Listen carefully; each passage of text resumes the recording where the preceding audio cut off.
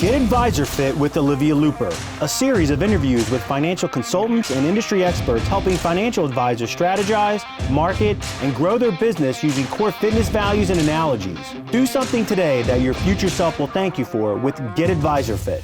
Here's your host, Olivia Luper. Welcome back to Get Advisor Fit, where we encourage you to lift heavy, invest often, and market your ass off. Today, we're diving into the world of tax planning with Steven Jarvis, the least boring CPA in the world. Well, at least in our network, and I feel like that's a really great start. Steven is a true thought leader in tax planning, as well as the CEO and head CPA at Retirement Tax Services. If you're not familiar with this firm, it's solely focused on empowering financial advisors to navigate the complex waters of taxation. Their mission: change the world one tax return at a time. Steven has a decade-plus experience under his belt, finding ways to legally minimize tax liabilities, ensure that his clients aren't unnecessarily tipping the IRS. His belief is strong. There is no award for overpaying taxes, and he spent his career putting that belief into action.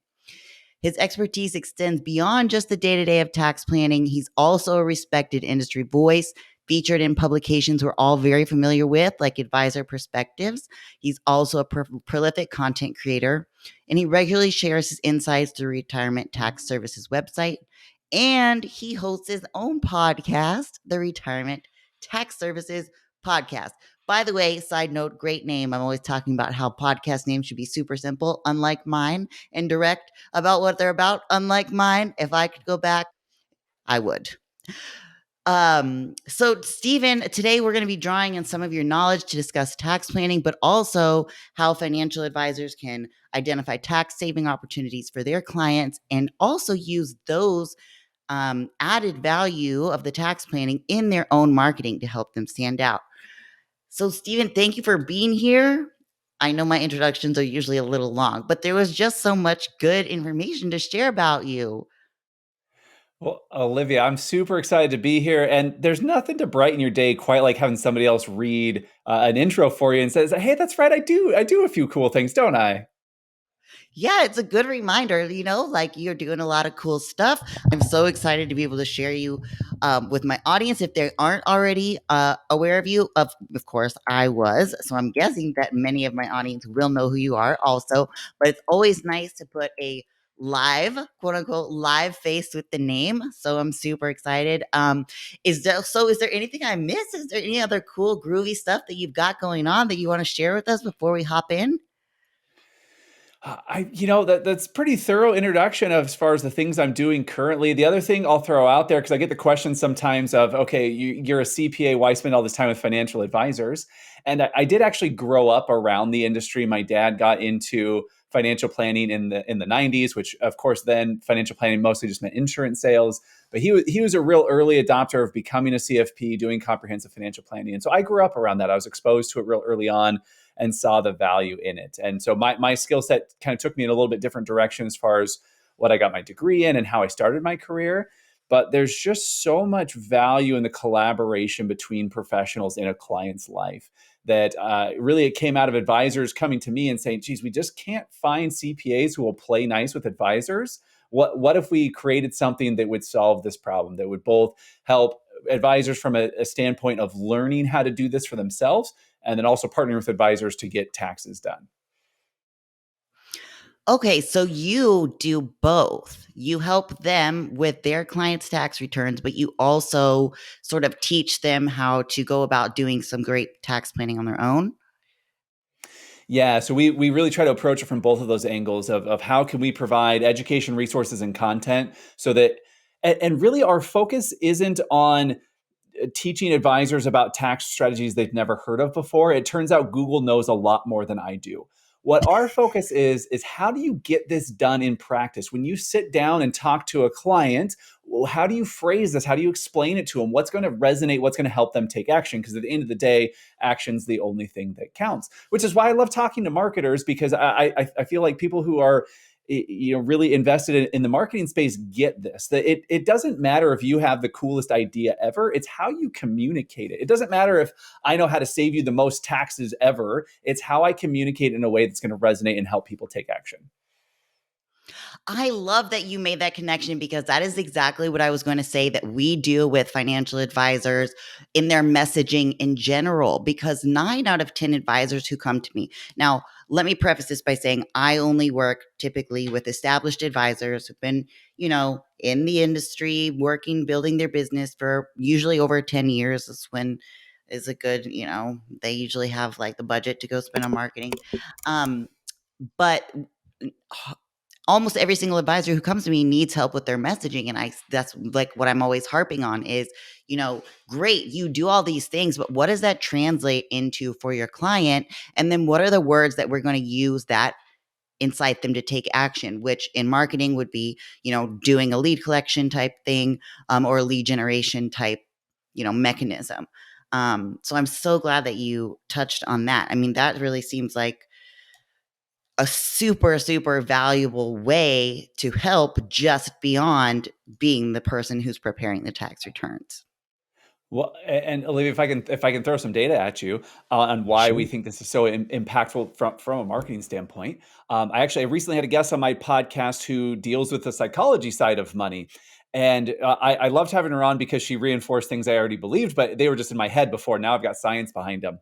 Taxes are very emotional for people, way more so than investments or earnings or anything else. Taxes are very emotional. It feels, we're all kind of wired to avoid loss, and that's what taxes feel like. And so, especially if we talk about it from a marketing standpoint, your prospective clients, your existing clients, are really going to resonate with a message around, hey, I can help you avoid this painful thing. Case in point, we did. I spend a lot of my time working with advisors, but we also have consumer facing content. And in May of this year, we did our first taxpayer facing webinar where we got on and said, hey, here are some of the things that we typically look at for helping our clients save in taxes over the course of their lifetime. And when we got to the end, we had hundreds of people sign up for the webinar. And when we got to the end of it and said, hey, would anybody be interested in talking to a financial advisor who focuses on tax planning? Over 100 people said, yes, please introduce me to someone. That's something I need in my life. And so this is something that everyone knows they have to pay taxes. Not everyone necessarily thinks that they need a financial advisor. So if you can be one of those people who has this message of I can help you avoid this pain, it's really going to prompt action. Yeah, right away I think of one of my clients that they do the tax prep with a team of CPAs and the financial Mhm. advising and business consulting all under one roof. And of course, we write about the benefits of having one team covering, all aspects so that you don't miss out on that. And whenever we have run ads for different offers, parts of their service, the tax ads are always, I call, like trigger events. Yes, we use the word trigger too when we're talking about tax planning, like you don't want to trigger a major tax event, but also in as far as advertising goes, because taxes are so emotional and all of us have to deal with it. It's not something that is unique to a certain group or demographic. That those messages always translate over really well. So if there's an opportunity to bring the tax planning to the forefront, I always recommend it as one of our sort of awareness entryways to get people in the door to the nurture sequence. Well, and that example you give of that client you work with is part of the reason that we also, because I talked a lot about how we work with advisors on helping them do more with taxes. But what you're describing is why we also partner with advisors so that we are doing hands-on tax prep and tax planning, because it's great when it can all be under the same roof. I haven't seen a lot of examples where that uh, turns out the way that advisors want it to, because they're just different business models, they're different skill Yeah. sets. When it can work, it is phenomenal. And so, a good friend of mine, Benjamin Brandt, the way he describes it is, I don't want to own a boat. I want to have a friend that owns a boat. And so that's how we look at doing taxes for in collaboration with advisors is, hey, we're the ones that own the boat. Why don't you come use our boat? And so they can Yeah. still go to their prospective clients, their existing clients, and say, hey, we've partnered with someone to offer you this valuable service. And they get that reaction, they get that value add. It's funny that you put it that way, because in digital marketing as well, there's about a million different things you can do um, to, grow your business or keep your clients happy or whatever your goals are for your strategy. But I am not an expert in all of them. So I do the same thing. As for example, with technical side of SEO, I can do on-page SEO all day, but I don't want to own the technical boat SEO. I just don't. I will never want to own that boat. So I do the same thing. I partner with people that I trust and would trust with my clients to come in and let us use their boat. And I'm getting like major Wolf of Wall Street vibes right now. Remember when the IRS comes and he starts throwing the money? I can't help it. Um, well, okay. So, how did you decide to work with financial advisors instead of tax professionals? I know you're a tax professional, but there could have been different synergies. So, what made you go this way?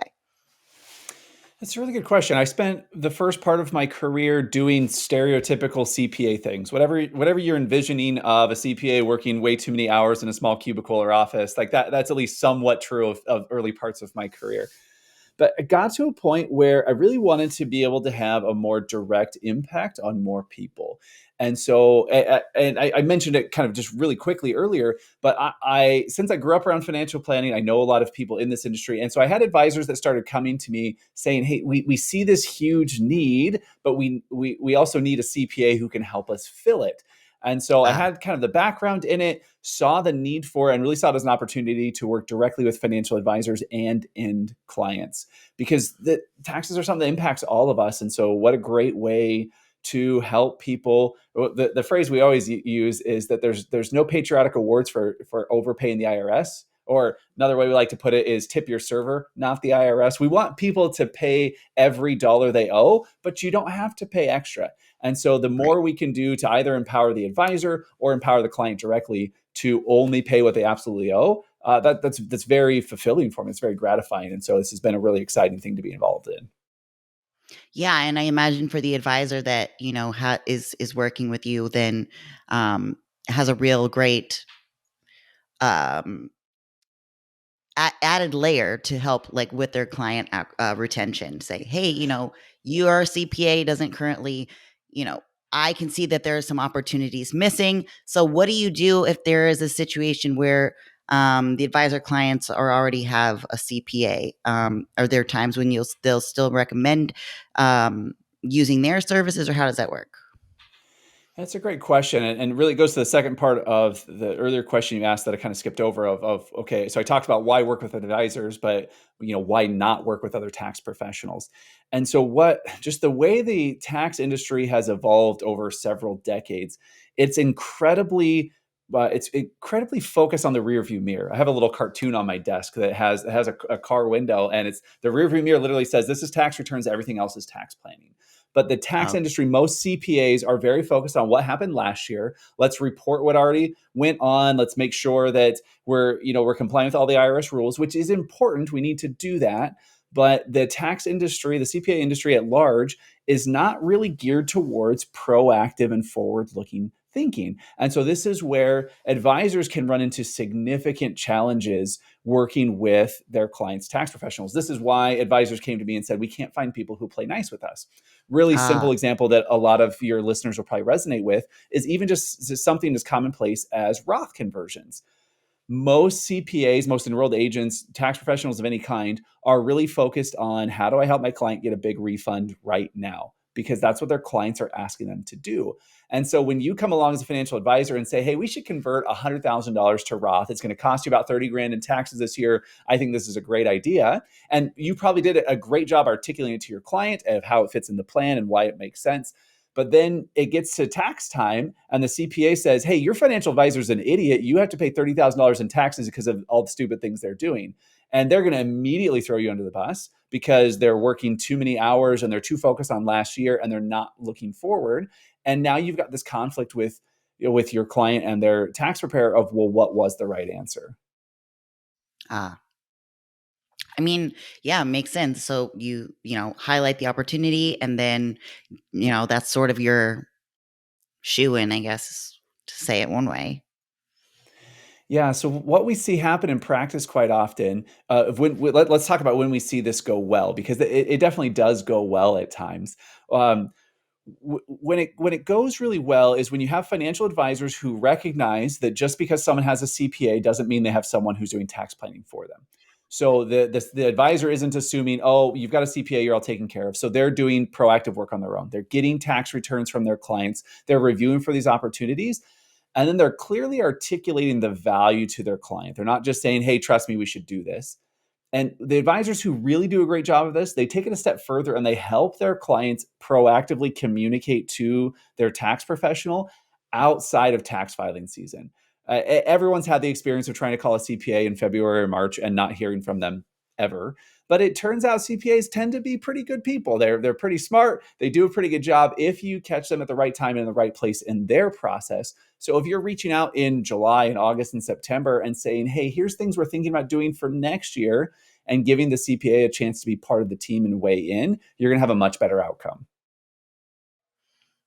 Yeah, definitely. I actually have personally found that with myself, because I work with a CPA who's been with our family for, I don't know, 30, 40, 50 years. So Wow. I'm coming in as like a fourth generation with a CPA.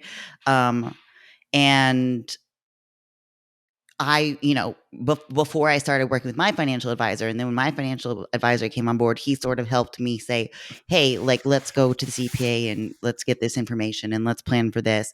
And I was like, oh, why wasn't he doing that? And he's like, well, same thing you said. Like, it's really, he's not really doing the forward planning for you. He's just helping you do, your preparations and things like that. And of course, things got a little bit more complex when he started the business and there was a little bit more. But, having the financial advisor who was like, okay, let's get with the CPA, let's take care of this stuff, just opened up, lots of different opportunities that otherwise I would not have been aware of. So I'm totally with you on that. So what happens if an advisor gets a return, but there aren't any obvious tax planning opportunities? What would you help with in that situation? Yeah, that's a great question because I just, again, just kind of casually threw out there that advisors should be getting their clients' tax returns. And I don't get advisors too often that'll push back on me and say that, hey, that's just a terrible idea across the board. One of the areas of hesitation I get, though, is, well, geez, if I go and ask all my clients for their tax returns, now I have to do something spectacular on every one of those, or it was a waste of time. And so if I can't find them $100,000 in tax savings, then what was even the point? And Ah, so I try to work really hard on both with advisors and clients of let's set clear expectations here that I'm not your guy for setting up accounts in the Cayman Islands. That I am not here to help you dodge the IRS or do things that could potentially put you in jail. Right? We, like I said before, we want people to pay every dollar they owe. We just don't want them to leave that tip.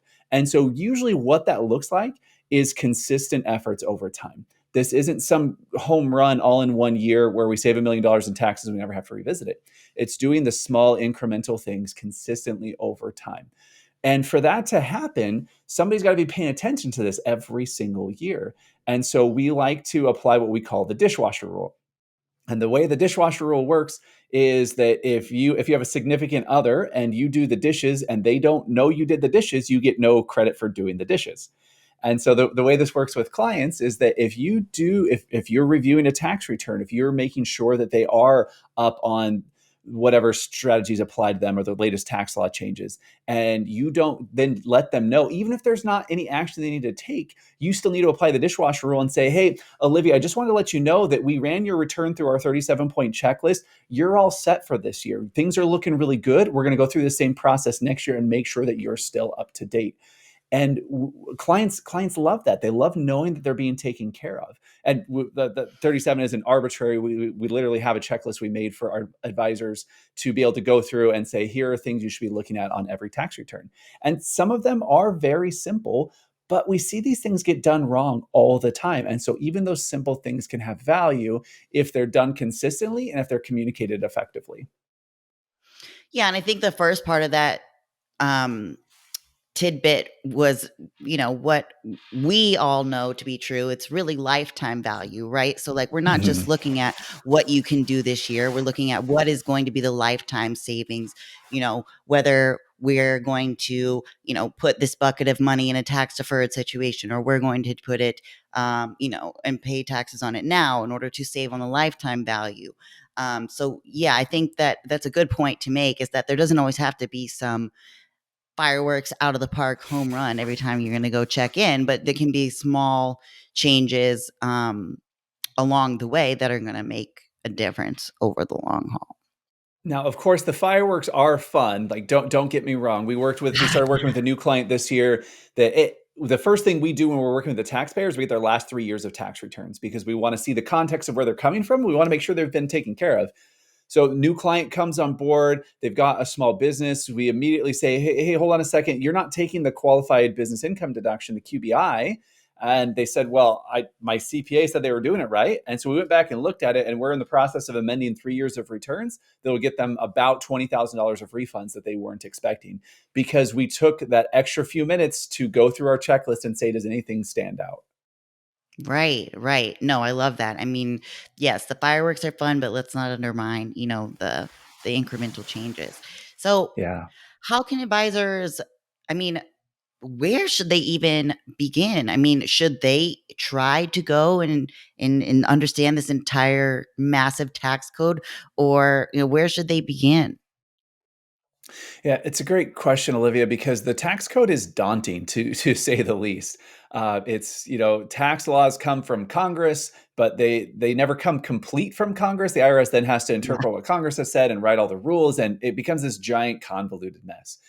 And I tell people quite often to stop looking for the logic in the tax code, because it's just not there. This wasn't built on logic or reason. It's built on all these arbitrary rules.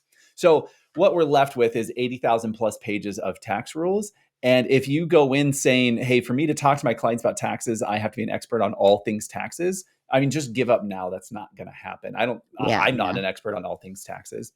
So two recommendations I give to advisors. One is start with your own tax return. If you're really new to tax planning, start with your own situation, because it turns out you know the most about that. Whether you're using a resource like a checklist from Retirement Tax Services, or there's software platforms out there, whatever you're doing, run your own return through that process, and pretend for a second you didn't know this was yours.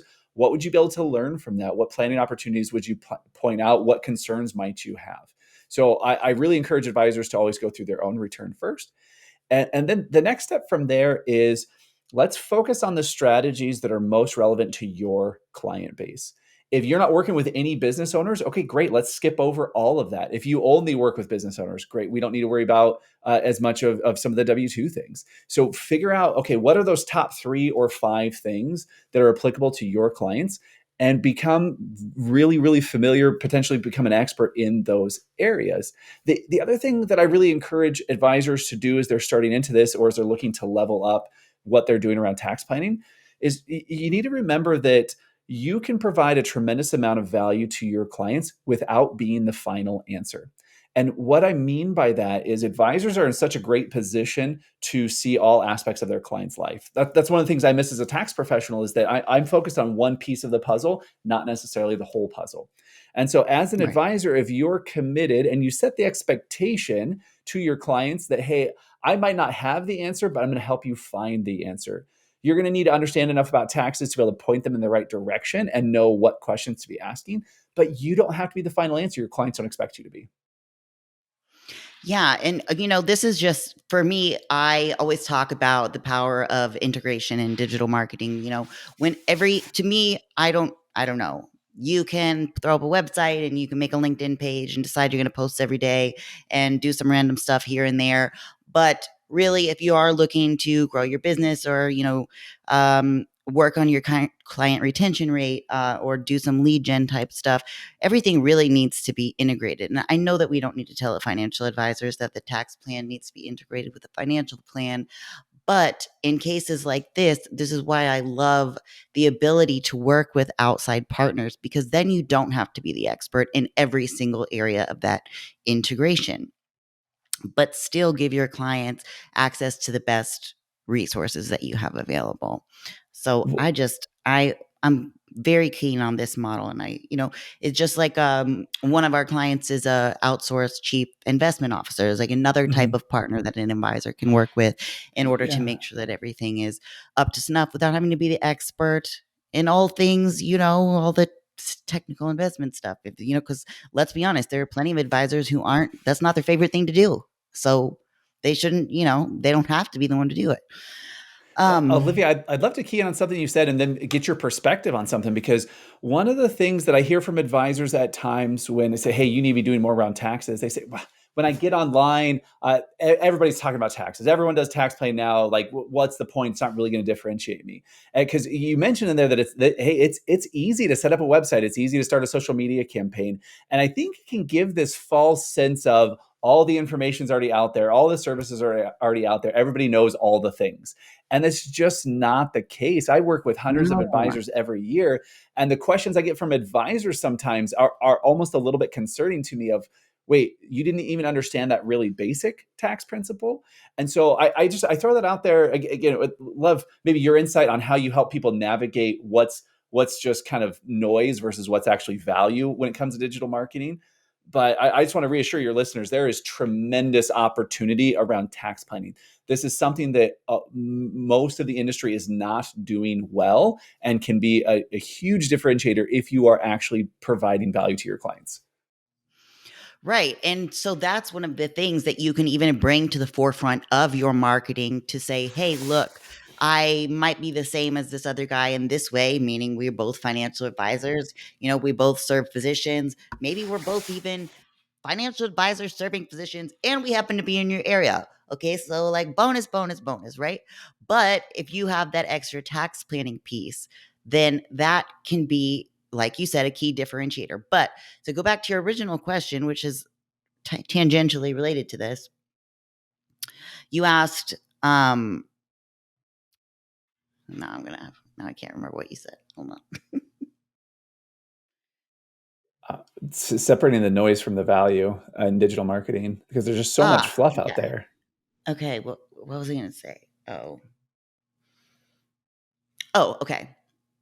So, which is tangentially related, how do we help advisors with connecting with different folks on how they're different? So, the first thing that we do is we look at their target audience and what the top, I say, 3 to 5 pain points are of those audience.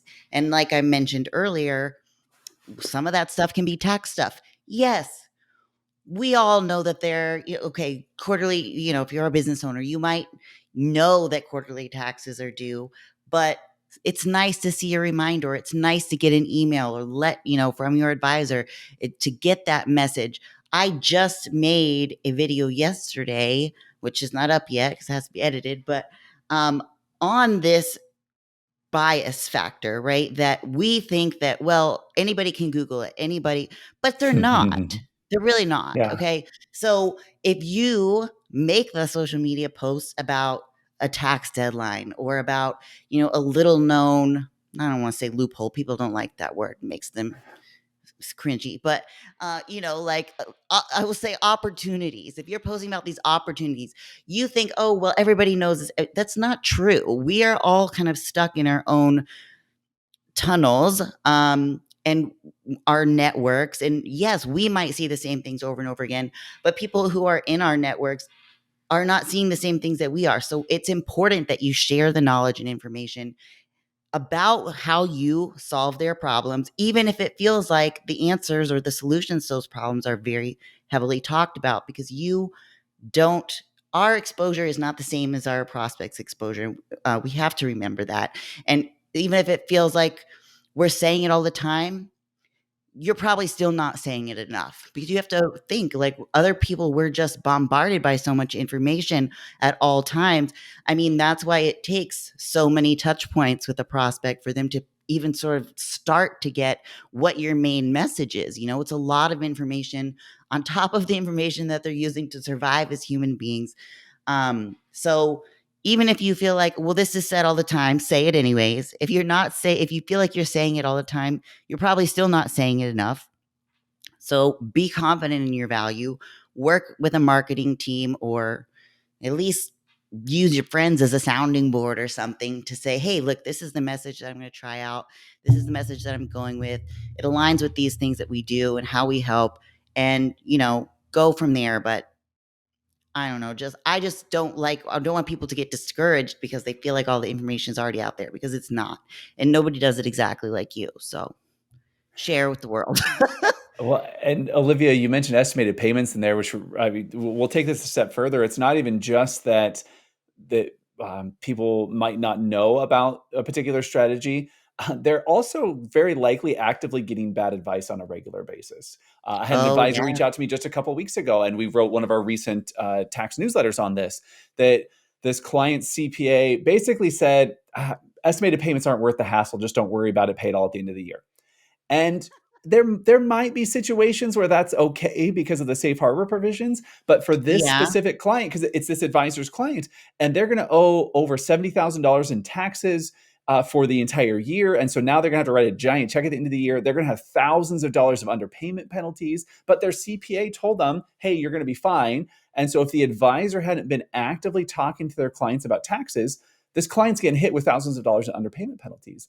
And we won't. There's not enough hours in the day to go down the rabbit hole of how much bad advice there is on social media, online, of people just pretending they're an expert. So your clients, your prospects, they need this. They value this. Especially because of this financial influencer nonsense, which I think is what you're referencing. Like, now financial advisors aren't just talking and speaking out against other financial advisors. We have to compete with all of these gurus and all these, I mean, frauds, for lack of a better terminology, online, who are giving the most terrible advice about, oh, well, the rich don't pay any money in taxes, so neither should you, and this is what you should do. And I mean, in 60 seconds, this person could ruin your entire tax strategy if you were actually to listen to it. So Yeah. be the good you want to see in the world, and put the good information out there, if for no other reason than to just counter like this nonsense that we're seeing in social media. So Stephen, this has been a lot of great information. I think that if there is our advisors out there who have been on the fence about adding this sort of tax planning partnership, that this is definitely going to give them something to think about. Just one more thing I would like to cover before we go is how you see advisors using this in their own marketing, to help, attract new clients to their business. I definitely see it being a powerful tool when it gets incorporated, as far as being able to lead with, "Hey, we incorporate taxes into what we're doing." Like I mentioned before, I mean, as we do our consumer facing content, we see the reaction directly of, "Hey, are you interested in working with someone who's focused on taxes?" That we see. I'm not a marketing expert myself. I like to dabble in it, but I stick to taxes on most things. But I hear from my advisors that are part of our community on the ways that they're doing it. Sometimes it's as simple as this is part of their prospecting meeting, or their new client process of letting them know, "Hey, this is something that we collaborate on. We actually have a tax partner that we use as a resource. Is that something that's important to you?"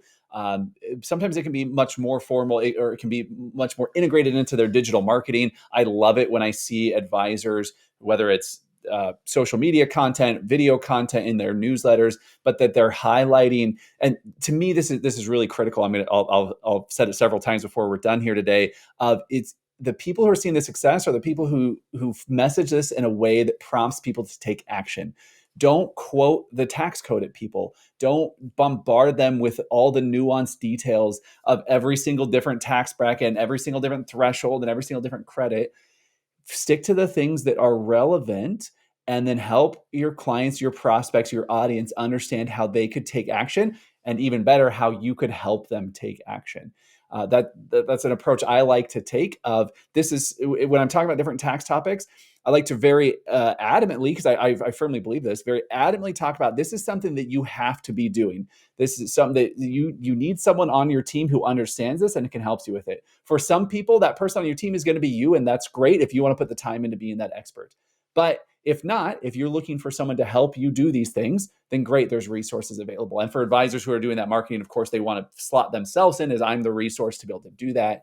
But present the topic, drive toward action, and then just give them they have the choice anyways, but just make it real clear. Hey, you could probably do this yourself, but if you're looking for help, I'm your guy.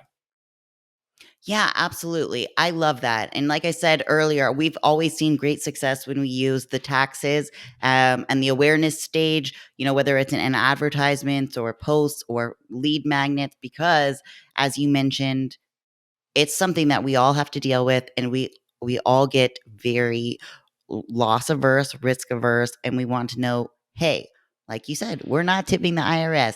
They weren't serving us beers and nachos tonight. We're not going to give them any more money than we should have to.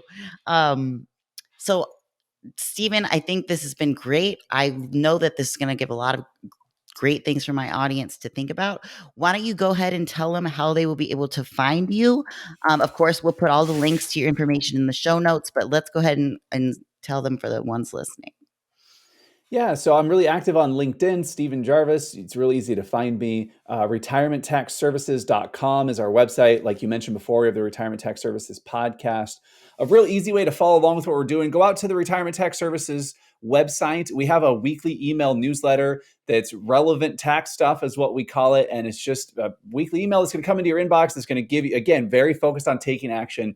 Here are tax topics that we're seeing have a big impact that you can take action on. And then we have webinars and different events that you'll learn about from there. But my whole goal is to provide as much valuable content as I can. And then for the small percentage of advisors who are looking for additional help, then we'll get them signed up too.